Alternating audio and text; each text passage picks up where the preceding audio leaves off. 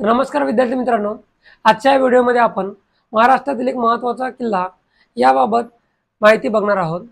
तर यामध्ये किल्ल्याचे ऐतिहासिक महत्त्व तसेच किल्ल्याबद्दल काही माहिती, त्याचप्रमाणे किल्ल्यावरील काही पाहण्याजोगती ठिकाणे, तसेच किल्ल्याचा विस्तार हा किती क्षेत्रफळात पसरलेला आहे, हा किल्ला कोणत्या राजाने बांधलेला, कोणत्या काळात बांधलेला आहे, या सर्व घटकांचा आपण या व्हिडिओमध्ये आढावा घेणार आहोत।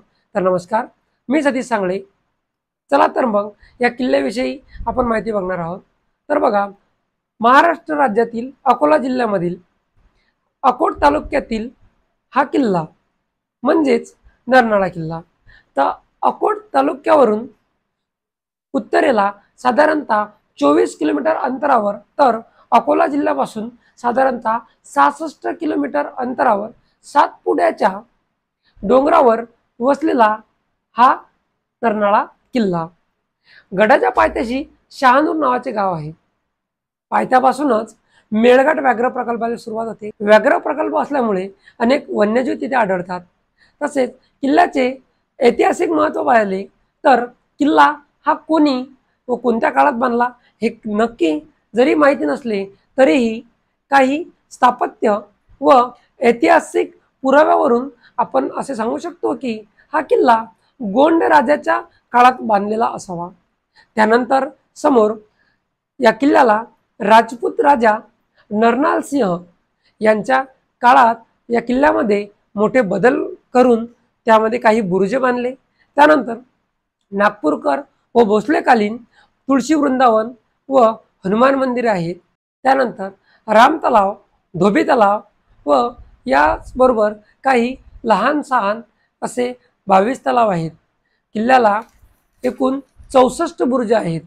किल्ल्याचा विस्ताराबाबत जर चर्चा करायची म्हटले तर गड हा जमिनीपासून साधारणतः 3161 फूट इतका उंच आहे। गडाचा विस्तार हा 382 एकरामध्ये पसरलेला असून गडाच्या तटबंदीची जी लांबी आहे ती जवळपास 24 मैल इतकी आहे। गडाच्या प्रवेशाला एकूण 5 दरवाजे आहेत।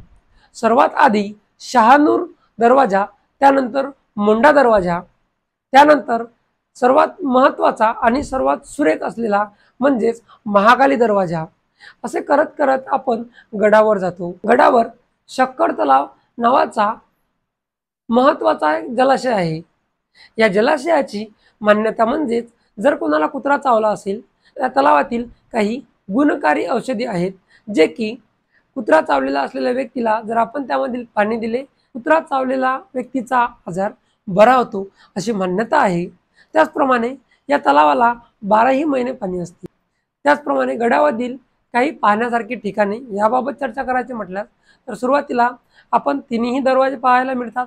त्यानंतर जसे जसे आपण वर जातो तसेच राणी महल व त्या बाजूची असलेली मशीद ही आजही अस्तित्वात आहे। त्या समोरील सभामंडप जरी आज अस्तित्वात नसला तरीही त्या सभामंडपाचे खांब हे त्याच्या विस्ताराचे भान करून देतात। पुढे गेल्यास आपल्याला तेलाच्या व तुपाच्या काही टाक्या पाहायला मिळतात।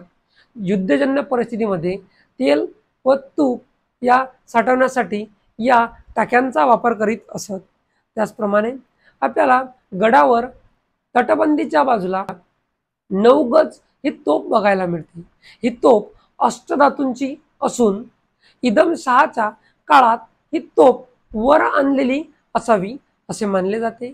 या तोफेचे तोंड हे शहानूर गावाकडे रोखलेले आपल्याला पाहायला मिळते। तर मित्रांनो, व्हिडिओमधील माहिती आवडल्यास व्हिडिओला लाईक करा, शेअर करा आणि अशाच प्रकारचे नवनवीन व्हिडिओसाठी आमच्या चॅनलला सबस्क्राईब करा। धन्यवाद।